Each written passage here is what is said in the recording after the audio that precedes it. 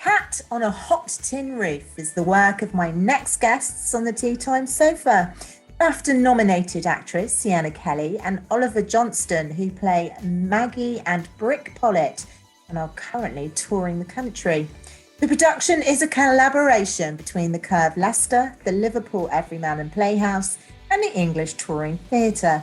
Sienna is well known for her part in adult material, and Oliver has a CV full of roles from James Bond to Shakespeare. Award-winning Anthony Almeida is the director, and the chemistry between Sienna and Oliver promises an electric performance. So let's find out more. Welcome, Sienna and Oliver, to Tea Time with me, Ali Monjack. How's it going? It's going well. Good. Yeah, it's going really good. I think we opened last week, and I think now we're really getting into the swing of things. It's all good now. Yeah, A Cat on the Hot Tin Roof, on a Hot Tin Roof, I should say, Tennessee Williams, which is an absolute classic, isn't it? Mm-hmm. So they tell us, yeah. Let me into a secret here, Oliver. Have you read the play before? Read the book before, you've had to do the play? I hadn't read. I don't think I'd read it before I auditioned for it, but I'd seen a version of it in the West End, but I didn't remember it that well because it was maybe 10 years ago. It wasn't the most recent one, but I remember bits of it really clearly and loving those bits of it. Yeah, it is a classic. Obviously, your background. You're playing Brick, aren't you? One of the main characters. Your background is theatre anyway. So what's this like for you? Because you've done a lot of Shakespeare, haven't you? Yeah. Well, I sort of started by being I always for some reason liked American drama. I guess growing up watching American films. And it certainly wouldn't have started out being Tennessee Williams and Arthur Miller and things like that. But eventually, I came across those plays, and they especially Williams writes such good characters. So it's been a real joy. It was a privilege, it was a privilege to be offered the part, and I jumped at it. So I'm loving playing Brick. Even though he's a very complex and dark character, it's makes you feel like you're earning your money, Yeah, definitely. So he's a bit of a brick then, is he? Ha ha ha. Yeah, here's the name there. Fantastic. So what about you, Sienna? Because you don't have a theatre background, and congratulations as well, because you were nominated for a BAFTA this year, weren't you, with the adult material series? Yeah. On I didn't know that, Sienna. So congratulations. Thanks. That explains why you're so good. What was the question? Well, the question was really, because you don't really necessarily have a theatrical background as such. Do you? I do. I've done a lot of plays, and I've done a musical. I think I've probably done more theatre than I have done TV and film. I think adult materials. You're younger than me, isn't it? Yeah. I'm a little bit younger than Ollie, so my CV's a little bit smaller. But adult material was my first and only lead part in a TV show. But I love the theatre. Theatre is my second home, because I actually grew up as a dancer, and I trained as a dancer, and I was going to go and be a professional dancer. On my first couple of jobs, I was a professional dancer. I'm not really sure how I ended up in acting, but I did. But I did competitions all around the UK when I was a kid and a teenager. So I really know theatres really, really well. I feel more comfortable in the theatre than I do on screen. Right. Well, yeah, you certainly look comfortable on screen as well, because I've actually seen you in adult material, and you're brilliant. So well done, you. Thanks. So, how are you finding this? Are you finding this kind of challenging, or is this kind of it's not been easy. Ollie's had to give me a hug every other rehearsal, be like, Sienna, you're doing good, you're all right. That makes me sound really patronizing. I think I was seeking a hug, and so that's why I went to give you a hug. It's not the easiest play, but it's been fun. It's been really, really challenging. And I really was looking for a challenge, and I was looking to get out of my comfort zone. And I do enjoy being I don't think I can do this. I don't know why I enjoy that, but I do. And then what I like in theatre is that I keep getting chances to do it again and again and again and again. And normally about halfway through the run, I'm like, all right, okay, I think I got it now. But it takes a while. But yeah, I'm enjoying it. It's really it's been a challenge, but it's a good challenge. I would say rehearsals in a way were almost more difficult than actually running it now. You know what I mean? This specific rehearsals or just rehearsals in general? No, rehearsals of this play were pretty, because you have to explore the sort of extremity of these characters' kind of depths in a way that you don't necessarily do every night on stage. Like having to sort of turn over every stone in rehearsals was quite full on, because all of the characters in the play have real sort of darkness to them. Yeah, and also my character is extremely chatty, which I am as well, but surprisingly I really struggled with it. And then I feel like now I'm at the point where the lines are so in my body now that I feel a bit more freer to do things, but before it was pretty intimidating to start the show speaking that much. Yeah, I can understand that, because it is quite a sort of technique, and to get into character and etc. takes time. But you obviously both have cracked it now, because you're sort of a couple of weeks in, really, aren't you? Yeah, I mean, hopefully we cracked it. We'll see. In theory, we'll see. Oh, bless you. Yeah, we have. Come see it. We have. Yeah, so you're really, this has kind of really stretched you, and I mean, you're also lucky because you're working with Anthony Almeida as well, aren't you, the director? So, what's it like working with him, Ollie? It was great. I mean, it's weird. It's always weird in a play when you work with a director so closely for such a long period, and then after we open, we don't see Anthony that much. And I think it was probably it's always sort of the transition of it being a director's sort of baby to being our baby, because we have to do it every night. It was probably difficult on both sides, but working with Anthony, he's very, I mean, he's just brilliant. I mean, he's very brave, and he kind of had a really bold idea of how he wanted to approach this quite iconic play, and it was sort of fascinating, trying to turn all these preconceived notions of the play on their head and coming at the characters from a different viewpoint, and that was all led by him. Yeah, I mean, because your character, your role as Brick, I still find that hysterical, and I'm familiar with the whole play as well. But is supposed to have been an ex-footballer, haven't you? Yeah, ex-footballer, the sort of golden boy of the family who has gone into punditry, but his life's begun to unravel after the death of his best friend. And so he's kind of experiencing a lot of anxiety and depression. He's developed an alcohol dependency. And so his relationships are suffering, particularly with Maggie. And as Siena says, Maggie comes on and speaks at Brick for quite a while, and Brick doesn't respond a lot. Almost like her relationship in real life. That's not true. Oh, I think a little bit more than Brick. But you talk as much as Maggie, I'll give you that. Yeah, no, it's true. Oh, we're already having domestics then, guys. Oh yeah, we had domestics from day one, trust me. Oh, so this is a really great chemistry. I mean, I can already feel the chemistry between you, which is brilliant. So, it does make me want to go and watch it. I've got to be honest. And you are touring across the country, aren't you? So yeah. You're off to Liverpool. Is it this weekend, isn't it? Yeah, it is this weekend, yeah. We head to Liverpool. Well, we finish in Leicester this weekend, and we start in Liverpool next week. On Tuesday? Right. Yeah.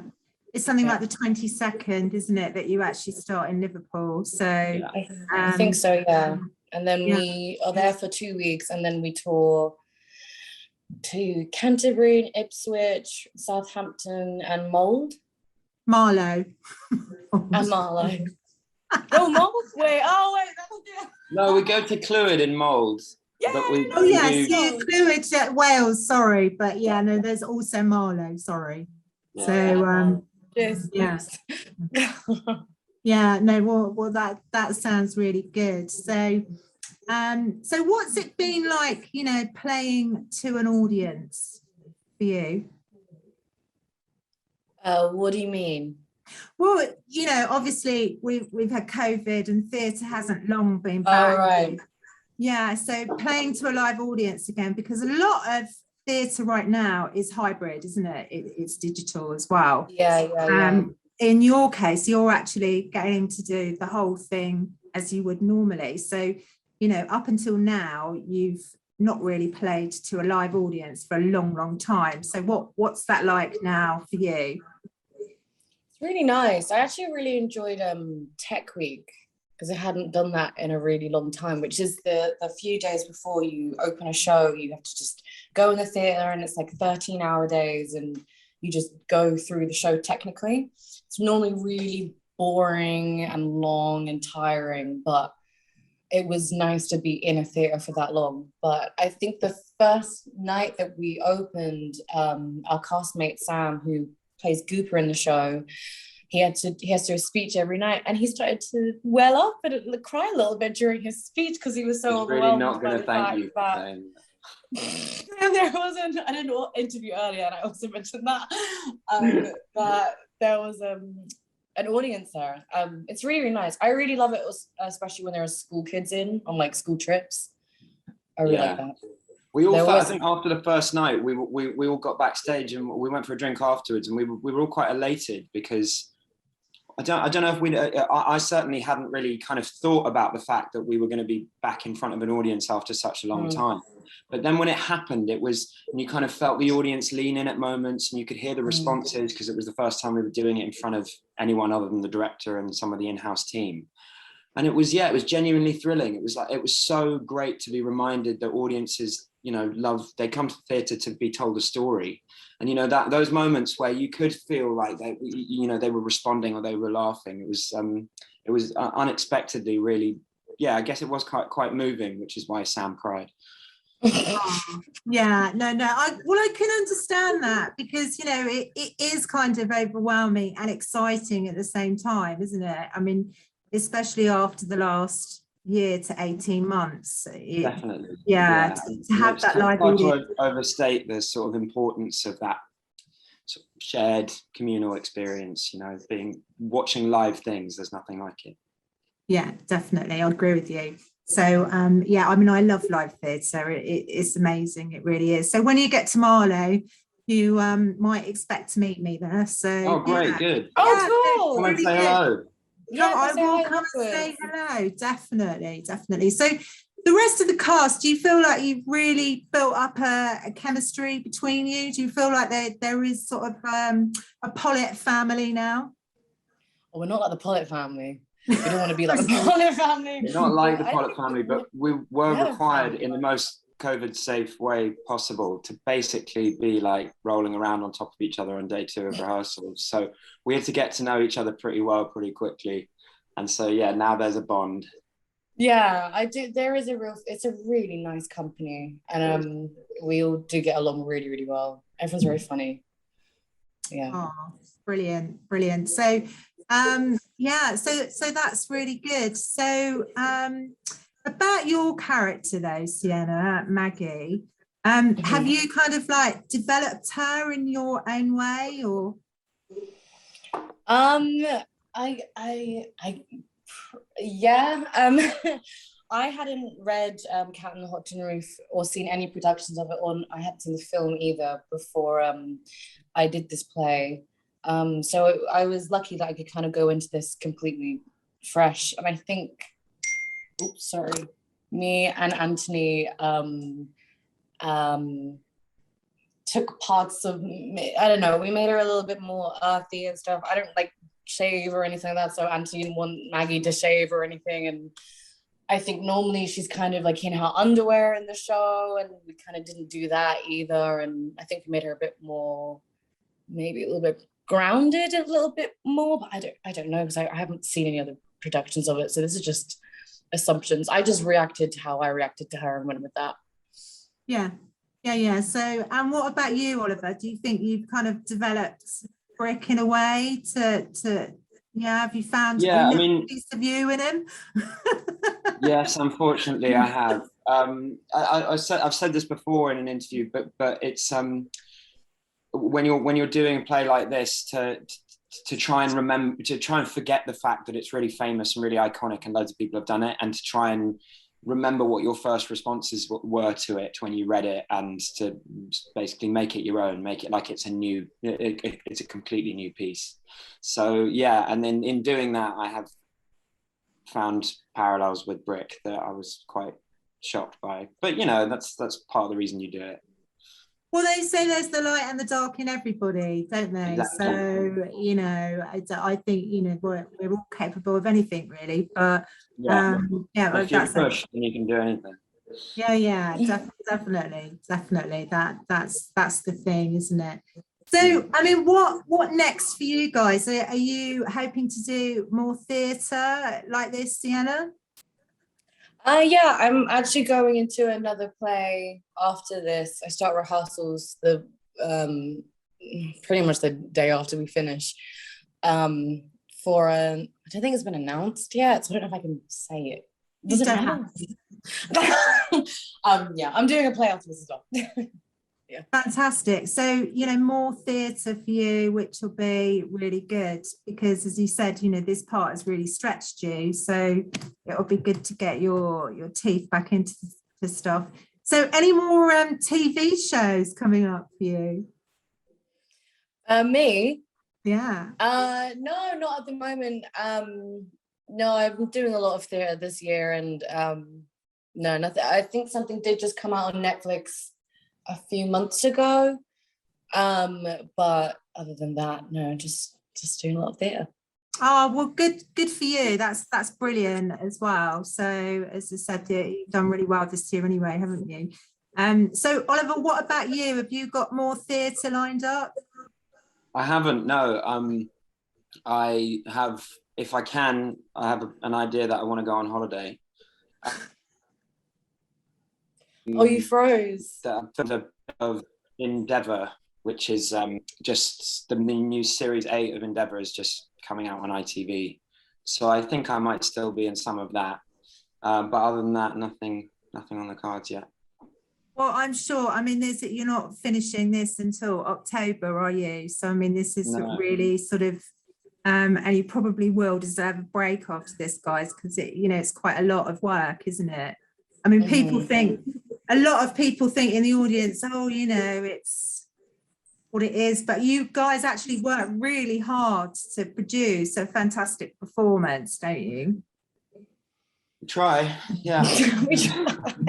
Yeah, I mean, it can be, especially matinee days, Oh yeah, yesterday's matinee, yeah. And what happened there?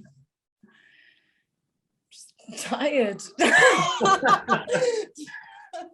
The afternoon was really good, and I think we opened last week, and everything started. We've only just started to get our days free and able to have a good night's sleep, and so we're kind of catching up on sleep right now. So sometimes there's nothing more boring than actors moaning about being tired. No.